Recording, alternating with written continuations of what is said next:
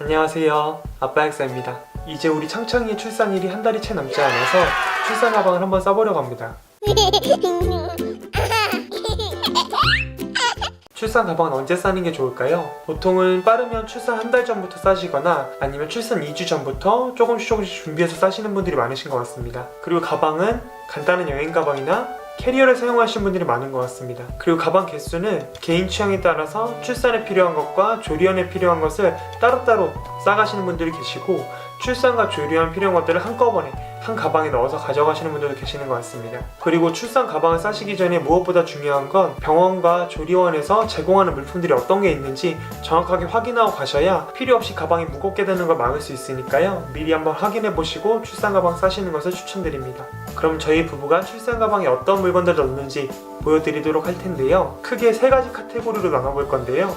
첫 번째는 산모 준비물, 두 번째는 아기 준비물, 그리고 세 번째는 저희 부부가 자연주의 출산할 거기 때문에 자연주의 출산 시에 필요한 준비물들을 따로 얘기해 보려고 합니다. 먼저 산모 준비물부터 말씀드리도록 하겠습니다. 이렇게 파우치에 보관하시면 짐을 쌀 때도 편하고 가지고 올 때도 편리하게 가져오실 수 있습니다. 그럼 산모 준비물에는 어떤 것들이 들어가는지 한번 살펴보도록 할게요.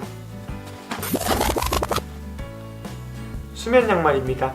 산모들은 몸이 기본적으로 출산한 뒤에 따뜻해야 되기 때문에 수면 양말 같은 발을 보호할 수 있는 양말을 신어주시기 부탁드리고요. 또 이게 너무 더워서 불편하신 분들은 얇은 양말이라도 꼭 신으시기를 추천드립니다. 그리고 손목 보호대도 필요하실 거예요.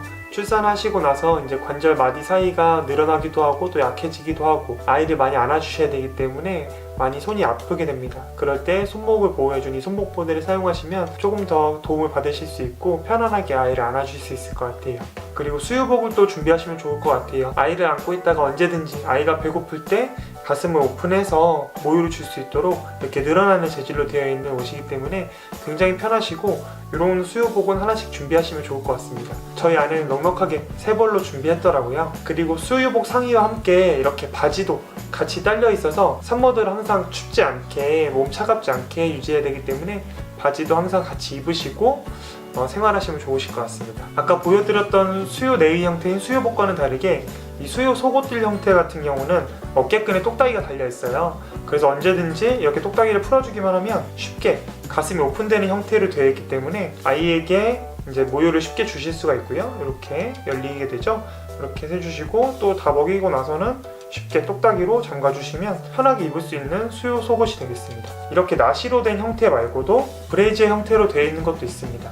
이 브래지어도 마찬가지로 똑딱이가 달렸기 때문에 이렇게 열어서 쓰시고 다시 잠가주시면 되겠습니다.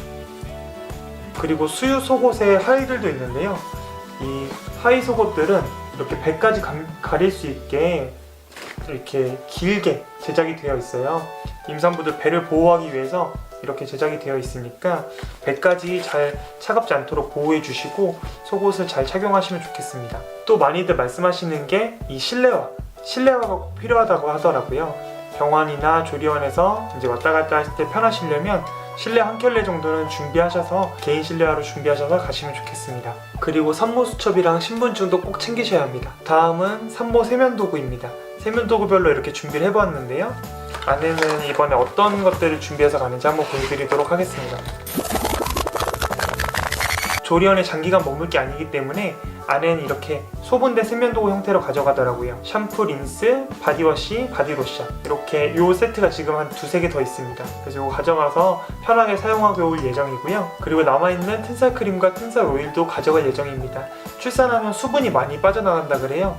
그래서 몸이 건조해지지 않게 이런 것들을 꾸준히 발라줄 예정이고요. 많은 분들이 말씀하시는 게 립밤이 너무너무 중요하다고 하더라고요. 물을 마셔도 입술이 계속 갈라지고 트고 하기 때문에 립밤을 가져가시면 정말 수시로 바르게 된다고 합니다. 그래서 립밤도 꼭 중요하다고 말씀하시니까 립밤도 챙겨가세요. 또 클렌징 워터도 있습니다. 세안을 좀 간단하게 하고 싶을 때 출산하시고 나면 몸이 좀 힘들 거기 때문에 그럴 때 가볍게 하실 수 있는 이 클렌징 워터를 아내는 가져간다고 하고요. 저는 오늘 처음 봤는데 아마 여성분들은 많이들 아실 거라고 하시네요. 그리고 필요하시면 가글이나 손톱깎이도 유용하다고 하니까 필요하신 분들은 가져가시면 좋겠습니다. 그리고 출산하시고 나면 오로라고 해서 이제 자궁에서 나오는 분비물들이 계속 나오게 되는데요. 오로의 처리가 청결해야 하게 되기 때문에 산모용 패드가 따로 필요합니다. 출산하시고 나면 조리원 들어가기 전까지 병원에서 며칠간 입원해 계실 텐데요. 그럴 때는 대부분의 병원이 산모용 패드를 제공해 줍니다. 하지만 조리원으로 넘어가시면 제공이 안 되는 곳도 있기 때문에 산모분들이 개인적으로 이 패드를 준비하셔야 됩니다. 산모용 패드는 조리원에서도 구입이 가능하신데요. 아내가 워낙 미리 준비하는 걸 좋아하기 때문에 이렇게 팬티형과 또 오버나이트형 두 가지를 미리 준비해봤습니다. 그리고 산모 준비물의 마지막으로 이렇게 모유 저장팩도 있고요. 모유가 계속 나오는 분들이 많으시기 때문에 이렇게 수유 패드를 가져가시는 것도 추천드립니다. 하지만 모유 저장팩과 수유 패드는 선택사항이기도 해요. 모유가 나오는 걸 상태를 보고 나서 구입을 하셔도 늦지 않기 때문에, 하지만 저희 아내는 워낙 미리 준비하는 걸 좋아해서 구입을 해놨다고 합니다. 이제 아기 준비물에 대해서 설명드려 볼 텐데요. 아기 준비물은 조리원에서 많이 제공을 해주기 때문에 크게 필요 없을 수도 있지만 혹시나 하는 마음으로 한번 준비해 봤습니다. 먼저 거즈 손수건은 조리원에서 아이와 같이 생활하는 동안 쓰실 일이 또 많으실 거예요. 그래서 집에서 미리 준비하셨던 거를 가져가셔서 사용하시면 좋을 것 같고요. 그리고 베네저골이나 이렇게 속삭이는 보통 조리원에서 주긴 하는데 혹시 여분이 필요할 수 있어서 저희가 한번 준비를 해봤고요. 손싸개랑 발싸개 너무 귀엽죠? 그리고 베네저골이 살 때 모자도 사봤는데 이거 너무 작아서 너무 귀여워요. 귀도 달려 있습니다. 너무 귀엽습니다. 그리고 혹시 몰라서 이렇게 애기 담요도 따로 준비를 해봤고요. 그리고 이렇게 겉싸개도 준비를 했는데요. 이제 아이를 조리원에서 집으로 데려올 때 안고 데려와야 되니까 겉싸개를 따로 준비를 해서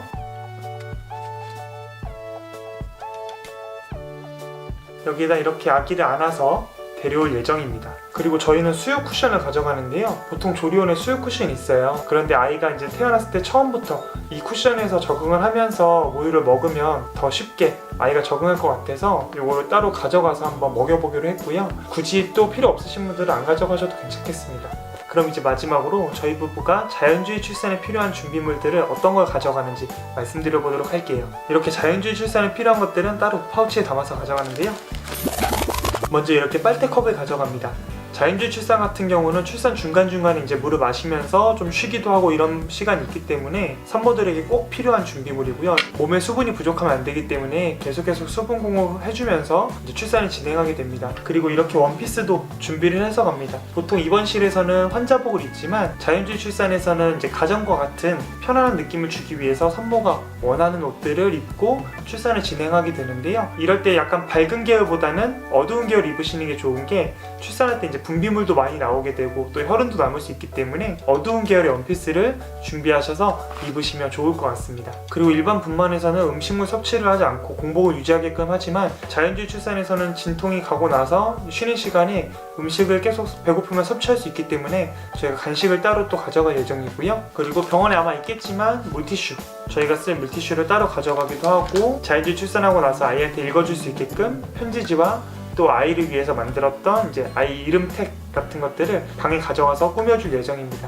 그리고 출산을 도와줄 때 편안하게 입을 남편의 옷도 따로 준비를 하셔야 되고, 진통 중에는 통증 완화를 위해서 욕조에 들어갈 수 있기 때문에 이제 남편의 수영복이라든지 이런 것들도 준비를 하셔야겠습니다. 그리고 마지막으로 이렇게 핫팩을 준비하시면 통증 중에 진통 부위에 붙이시면 좀 통증이 경감된다고 하거든요. 그럴 때 필요한 핫팩도 저희는 준비를 해보았습니다.